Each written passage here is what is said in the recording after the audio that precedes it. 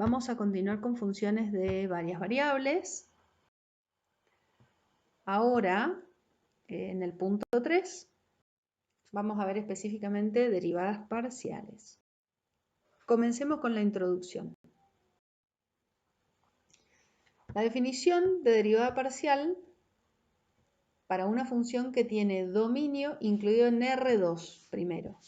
La derivada parcial de f con respecto a la variable independiente x en el punto x0 y 0 de su dominio se escribe así, f sub x en x0 y 0, o este símbolo que indica derivada parcial de f con respecto a x, evaluada en x0 y 0, y es por definición el límite para h tendiendo a 0, cuidado que h representa un número real, de f evaluada en x0 más h y 0 menos f en x0 y 0 sobre h. Fíjense lo que estamos haciendo. El comentario infaltable si el límite existe, ¿verdad? Fíjense lo que estamos haciendo. Estamos incrementando solamente en la variable con respecto a la cual queremos derivar. Si vamos a derivar parcialmente con respecto a x, en el punto x0 y 0, vamos a plantear que en x0 incrementamos, la y0 queda como está. Evaluamos la función en el punto incrementado, en el punto sin incrementar, hacemos la resta y dividimos por h, y luego hacemos límite para h tendiendo a 0.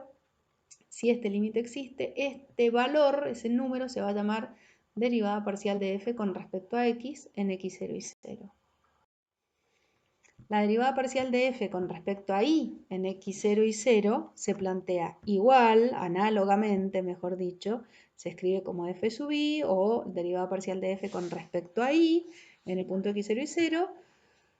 Y lo que vamos a incrementar es en la segunda variable, en la variable y, si el límite existe. Acá tenemos un punto que sería x0 y 0, ¿verdad? ¿Qué significa si buscamos la derivada parcial de f con respecto a x en este punto x0 y 0? Vamos a incrementar x0 en h. Entonces vamos a considerar otro punto que está acá. Solo nos movemos paralelamente al eje x si derivamos con respecto a x. Vamos a evaluar la función en x0 más h y 0 y la vamos a evaluar en x0 y 0 y vamos a buscar la resta entre estos dos valores, que sería la altura, si mi dibujo en el aire lo entienden, esta diferencia de alturas, dividido h. Y h es esta distancia, entonces tenemos este cociente, lo que tenemos es la pendiente de una recta secante al gráfico. Ahí va un plano, a ver. Nos estamos moviendo en este plano y buscamos acá la recta secante, y la pendiente de esa recta secante sería el cociente incremental. Luego vamos a hacer que h tienda a 0. ¿Y qué vamos a obtener? Sobre esa curva, que es la restricción de nuestro gráfico para el caso en que y esté fijado en y0, vamos a obtener la pendiente de esta recta tangente. Lo vamos a decir porque es largo. Es la derivada parcial de f con respecto a x en x0 y 0, cuando existe, es la pendiente de la recta tangente a la curva que obtenemos cuando hacemos la intersección entre el gráfico de la función y el plano que pasa por el punto x0 y 0 y que es perpendicular, si quieren, al plano XY y que contiene al versor K. Y todo eso pueden ser muchos planos. No, perdonen, lo voy a decir de nuevo. Es la pendiente de la recta tangente a la curva que se obtiene al intersecar el gráfico de la función con el plano. Ahora me va a salir bien. Paralelo al plano XZ que pasa por el punto X0 y 0, 0, o paralelo al plano XZ que pasa por el punto X0 y 0, f de X0 y 0. Cualquiera de esas dos últimas formas de decirlo es correcta. En la primera me embrollé un poco. para que vean que ustedes, si entienden, lo van a poder decir bien. Solo hay que tener este gráfico en la cabeza. Acá tenemos un dibujo tomado de Thomas en el que podemos ver para el gráfico de cierta función z f de x, y cómo en el punto x0 y 0, si derivamos con respecto a x, la que se puede mover es la primer variable independiente y entonces obtenemos la pendiente de esta recta. Al dejar fija la y en y0, nos aparece esta curva, que es la curva z igual a f de x y 0, ¿sí? El plano es el plano y igual a y0. Ahí tienen otra forma hermosa de nombrar este plano.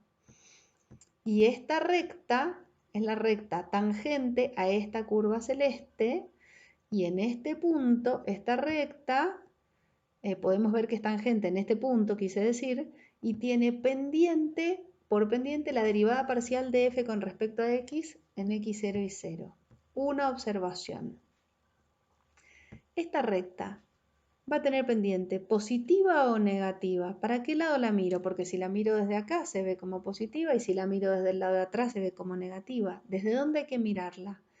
Hay que entender que estamos derivando con respecto a x, o sea que el sentido de crecimiento va a ser de acá hacia allá, pues estoy derivando con respecto a x, como si por acá pasara nuestro eje x de análisis 1, hacia allá. Así que en este caso, la derivada, esta, va a ser negativa, porque a medida que avanzamos, la recta baja. ¿Se entiende esto? Similarmente nos va a pasar cuando derivemos con respecto a y, vamos a quedar el valor de la primera variable independiente va a quedar fijo en x0 y la que se va a mover es la y, o sea, la que vamos a incrementar va a ser la y. Y encontraremos la pendiente de esta otra recta mirada en este sentido. Cuando hablo de pendiente de una recta es porque obviamente estamos pensando en esa recta como incluida en un plano en el que tenemos un eje, ¿verdad? Porque en el espacio uno no habla de pendientes de rectas. ¿Con respecto a qué? Hablamos de pendientes de recta cuando vemos a las rectas en un plano. Ahí le buscamos en un sistema de coordenadas dentro de ese plano, hablamos de la pendiente. Eso lo entendemos, ¿verdad? Bueno, acá la interpretación de la derivada parcial entonces. Para funciones con dominio en R2. ¿Qué pasa si ahora tenemos el dominio incluido en R3? Nada, es todo análogo. La derivada parcial con respecto a x en un punto x0 y 0, z0 de su dominio se escribe así o así y es por definición este límite donde incrementamos x, dejamos a las otras dos variables independientes con sus valores fijos, dividimos por h, tomamos el límite y si el límite existe, ese es el valor de esta derivada parcial. Las otras dos se definen de manera similar. Pero ¿cómo la vamos a interpretar? La derivada, en este caso, igual que en el caso de R2, se puede interpretar como la razón instantánea de cambio de la función en la dirección que corresponda, o sea, en la dirección del eje x, si derivamos con respecto a x, en la dirección de y o de z, según con respecto a qué variable derivemos. Pero no tenemos ya la interpretación en el gráfico, no podemos hablar de pendiente de nada en este caso. Para cualquier escenario, ¿cómo vamos a calcular derivadas parciales? Para calcular la derivada parcial de una función, la que sea, con respecto a alguna de sus variables, lo que vamos a hacer es trabajar igual que en análisis matemático 1, fingiendo que todas las demás variables son constantes. Esa es la manera práctica de calcular derivadas parciales.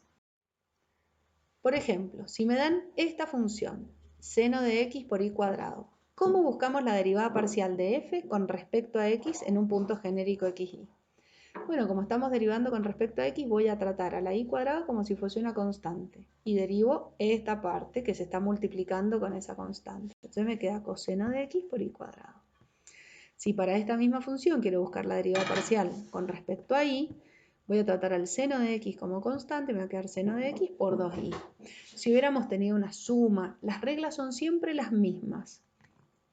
La única a la que tratamos como variable es aquella con respecto a la cual estamos derivando. Las demás son tratadas como constantes. Si tenemos una función como f de xy igual y cuadrado, podemos buscar la derivada parcial de esta función y evaluarla en 0, 1. Si la derivamos con respecto a x, ¿qué obtenemos? ¿Cómo nos va si derivamos esto con respecto a x? No hay x en la expresión. Luego, al derivar con respecto a x, nos da 0. Así, la derivada parcial de f con respecto a x en 0, 1 es 0. Y en cualquier otro punto, bueno, igual que en análisis 1, cuando buscábamos la función derivada, acá podemos buscar las nuevas funciones derivadas parciales. Entonces, derivando parcialmente, vemos que la derivada parcial de f con respecto a x es la función constante 0, y a cada punto del dominio, que es R2, le va a corresponder el valor 0, y también podemos derivarla parcialmente con respecto a y para obtener 2i. Y entonces a cada punto del dominio, que es R2, le va a corresponder 2 por i. ¿Y esto qué relación tiene con este gráfico de la función f? Bueno, si nos movemos con respecto, digamos, si solamente variamos nuestra abscisa, nos movemos en un punto del dominio, pero solamente variamos la abscisa, no hay cambio en el valor de la función, porque la derivada parcial con respecto a x, si nos movemos con respecto a x, solo es 0. Si en cambio nos movemos en la dirección del eje y, podemos ver que sí hay cambio. Cuando el valor de la y es negativo, cuando derivemos vamos a encontrar valores negativos para la derivada, que se puede apreciar en esta zona, que están en los azules y los celestes bajo 0. Cuando la y valga 0, la derivada parcial con respecto a y va a ser 0, que es lo que nos pasa por acá. Y cuando la y tome valores positivos, la derivada parcial con respecto a y va a ser positiva, cada vez más grande, que es lo que podemos ver acá. Derivadas parciales y su relación con la continuidad. Recuerden que en análisis 1 ustedes derivaban y era una condición un poquitito más fuerte. Si una función tenían la suerte de que fuese derivable, tenían la continuidad garantizada. Bueno, miren este ejemplo tomado del Thomas, ya lo hemos visto en un video anterior. La función f definida en R2 por 0, si x y es distinto de 0, y 1, si se trata de algún punto de cualquiera de los ejes. Acá está el gráfico, ¿lo recuerdan? ¿Qué podemos decir de esta función? ¿Es continua en alguno de los puntos del eje? No, eso ya lo habíamos analizado, ¿verdad? No existe límite cuando xy tiende al origen de coordenadas de esta función en particular, porque de hecho no existe límite cuando xy tiende a ninguno de los puntos del eje. Bien, entonces parémonos en el origen. No existe límite. ¿Qué más? La función f no es continua en el origen. Claro, si no existe límite, no había esperanza, ¿no es cierto? Sin embargo, existen las dos derivadas parciales de f con respecto a x y con respecto a y en 0, 0. Si buscamos la derivada parcial de f con respecto a x en 0, 0, tenemos que plantear este límite. En 0 más h, 0, menos f en 0, 0. Pero en 0 más h, 0, 0 más h, 0, no deja de ser un punto del eje. En particular, si h es positivo, estaríamos por acá. Y f en 0, 0 está por acá. Básicamente, los dos puntos tienen imagen 1, así que acá hacemos, esto está mal, ¿no? Está al revés. Acá debería decir otro error más. Acá debería decir 1 menos 1 igual a 0. Similarmente, si derivamos parcialmente con respecto a y en el origen, también nos va a dar 1 menos 1 igual a 0. Entonces tenemos esta observación que no es nada trivial. La existencia de derivadas parciales, de las dos derivadas parciales en este caso, en un punto, no implica la continuidad de la función en este punto. Y aparecen las palabras. ¿Cómo vamos a llamar a una función para la cual en un punto existan las dos derivadas parciales? Bueno, nosotros le vamos a decir así, existen las dos derivadas parciales, o siguiendo una definición que vamos a ver en el próximo video, vamos a decir existe el gradiente de la función en el punto. Hay autores que usan una palabra muy delicada que es, bueno, la función es derivable. Ay, con eso vamos a tener problemas. Así que mantengámonos con esto de que existen las derivadas parciales. Que existan las derivadas parciales no garantiza la continuidad, ni siquiera garantiza que exista límite en el punto. Fíjense, no existe límite, o sea, es peor que no ser continua. Y las derivadas parciales pueden existir. Veamos ahora las derivadas parciales de orden superior, lo que sería análogo a la derivada segunda, tercera, etc. Si derivamos con respecto a x la derivada parcial de f con respecto a x, se escribe esta notación que es como función de función, ¿verdad? Se suele escribir así, derivada segunda de f con respecto a x dos veces. No se quejen porque hay una especie de exponente acá. Es notación. No le den más interpretación que esto. Lo mismo que en análisis 1. No sé si lo escribieron así, pero bueno. También se puede escribir así. F con respecto a X dos veces. Con respecto a Y tampoco van a tener ningún problema. Pero acá, en las mixtas, si derivamos con respecto a Y la derivada parcial de F con respecto a X, esta notación, cuando la compactamos acá, se respeta este orden como de función compuesta, derivada segunda de f, con respecto a y en último lugar y con respecto a x en primer lugar. O sea, primero derivamos con respecto a x y luego eso se deriva con respecto a y. Y esta notación se va acumulando por la derecha. Acá dice primero con respecto a x y después con respecto a y. Esto no es un error. Se escribe así, las dos notaciones conviven y van a tener que aprenderlas, van a tener que entenderlas. Yo uso mucho el subíndice, entonces van a ver que con frecuencia tengo esta expresión. Si ahora decido volver a derivarla con respecto a x, se le pone otra x acá adelante, ¿sí? O si decido volver a derivarla con respecto a y, pongo otra y acá. Si a esta decido volver a derivarla con respecto a y, se pone otro con respecto a y acá antes, porque la idea es la compuesta. Acá está la otra derivada de segundo orden mixta, cruzadas con y y con x. Ven que son distintas. También existen derivadas de tercer orden, de cuarto orden y, bueno, o se agregan más subíndices acá o se agregan más expresiones de este estilo acá en el denominador y se aumenta ese exponente allá. No es un exponente, ese número chiquitito que indica el orden de la derivada. Las derivadas parciales de segundo orden mixtas de una función no necesariamente coinciden. Sin embargo, les adelanto que casi siempre van a ser iguales. O sea, casi siempre esto y esto en el mismo punto van a ser iguales, pero no siempre. Y acá hay un ejemplo. Para esta función, definida de esta manera, si fuera del origen, siga esta fórmula y en el origen vale 0. ¿Qué podemos decir de esta función? ¿Cómo buscaríamos las derivadas de segundo orden? Alguna de ellas, qué sé yo. Esta, por ejemplo. La derivada parcial de f con respecto a x con respecto a y en 0, 0.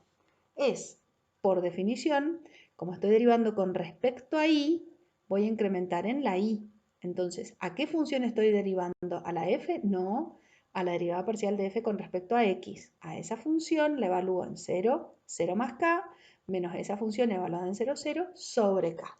Tomo el límite para k tendiendo a 0. Pero ahora necesito saber qué es esto y qué es esto. Así que tengo que calcular cada uno de estos términos por separado. La derivada parcial de f con respecto a x en 0, 0, esta que está acá, por definición, es el límite para h tendiendo a 0 de f, porque ahora estoy derivando f con respecto a x. Entonces acá viene la función f, evaluada en 0 más h, 0, menos la f en 0, 0. Vamos a revisar que esto esté bien. F en h0, no es el 0, 0, así que tengo que hacer esto. Esto vale h, esto vale 0, el numerador ya se anuló y el denominador no, porque me queda h cuadrado. Así que esta vale 0. F en 0, 0 vale 0, porque la busco acá, dividido h, esto me da 0, no hay ningún problema. Y cuando derive parcialmente con respecto a y, me va a pasar lo mismo, porque voy a tener 0h menos 0, 0 y 0h me va a dar lo mismo. Así que las dos derivadas parciales de f con respecto a x y con respecto a y en el origen valen 0, las dos se anulan. Para encontrar esta otra, la derivada parcial de f con respecto a x en 0k, vamos a proceder también por definición, para no derivar esto que es horrible. Entonces hacemos el límite cuando h tiende a 0 de f en este punto, pero incrementándole la primera componente, si quieren, en hk menos f en hk sobre h, y hacemos que h tienda a 0. Bueno, f en hk hay que escribir esta cuenta poniendo acá h, acá k, y ahí está la cuenta. F en 0k hay que escribir esta cuenta, pero ya sabemos que la x va a valer 0, así que se anula el numerador, no se anula el denominador, esto va a valer 0. Sobre h. Y ahora hay que operar un poquito acá, porque si bien esto dio 0, nos queda solamente el numerador sobre h. La verdad es que esta h se puede cancelar con esta.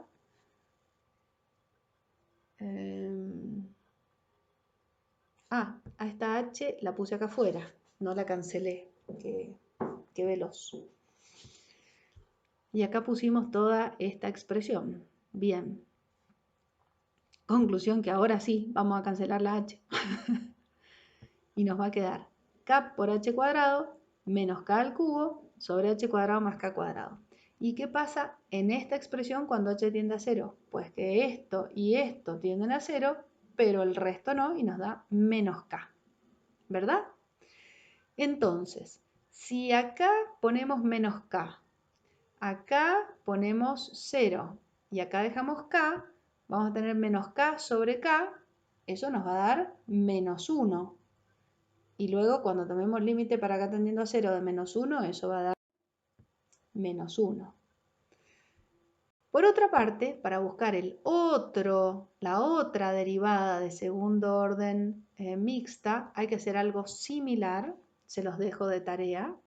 Acá tienen las ideas, acá está planteada, cuánto les va a dar cada cosa, este ya lo habíamos hecho me parece, y acá está el otro, hacen las cuentas y sorpresa, sorpresa, en este caso da 1.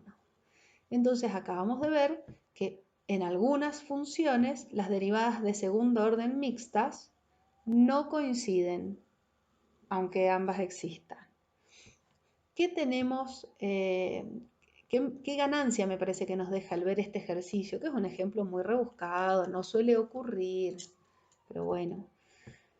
Que hemos visto cómo, cuando una función viene dada por partes, cuando está definida así por partes, no podemos simplemente buscar la expresión, digamos, derivo esto con respecto a x, con respecto a y. Sí, perfecto, eso te va a servir para calcular la derivada en todos los puntos que no sean este. Pero fíjense que justamente lo que hemos querido buscar acá siempre es en el 0, 0. Así que por eso todas las hemos calculado por definición. Porque no se podía hacer otra cosa. Sí podríamos haber procedido haciendo esas cuentas en este caso. Porque este H0 se encuadra acá, ¿verdad? Es uno de estos. Pero los otros no. Y la verdad es que sale bastante corto por definición, así que espero que lo hayan disfrutado y entendido.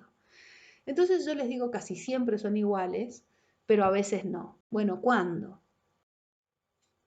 El teorema de Clairaut o de la derivada mixta dice, es un if, es un si. Si f y sus derivadas parciales, f sub x, f sub y, o sea, la parcial de f con respecto a x, con respecto a y, y la de segundo orden con respecto a x y con respecto a y, con respecto a y, con respecto a x, están definidas en una región abierta que contiene un punto AB y todas son continuas en AB, entonces las de segundo orden mixtas son iguales. Entonces, ¿qué pedimos? Que estén definidas en una región abierta, o sea, en un entorno del punto, y que todas ellas sean continuas en el punto. Tienen la suerte de que no hay que demostrarlo, pero sí deben conocer el enunciado y entonces saber que estén definidas en una región, que el punto esté en el interior de esa región y que sean continuas en el punto, nos garantiza la igualdad. Entonces uno las mira, si tienen cara de polinomio, son continuas y ya sabe que las de segundo orden mixtas van a ser iguales entre sí.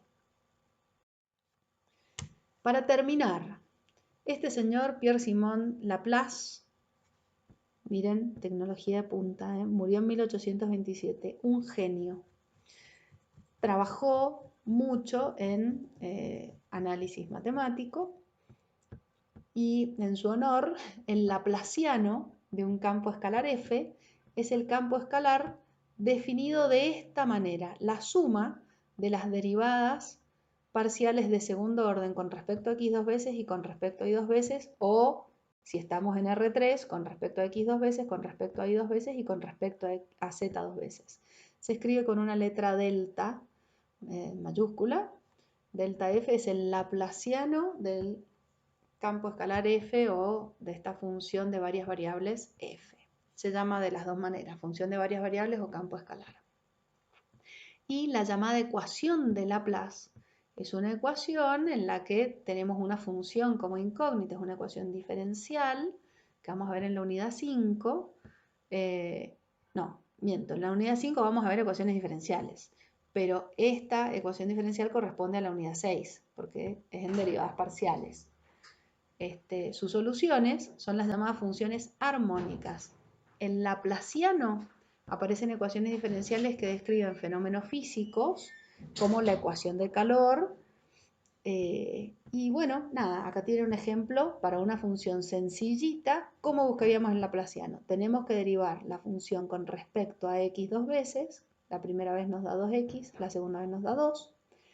La derivamos con respecto a y dos veces y nos da 3y cuadrado y luego nos da 3 por 2, 6y. Y ahí tienen el laplaciano. Con esto hemos terminado esta parte.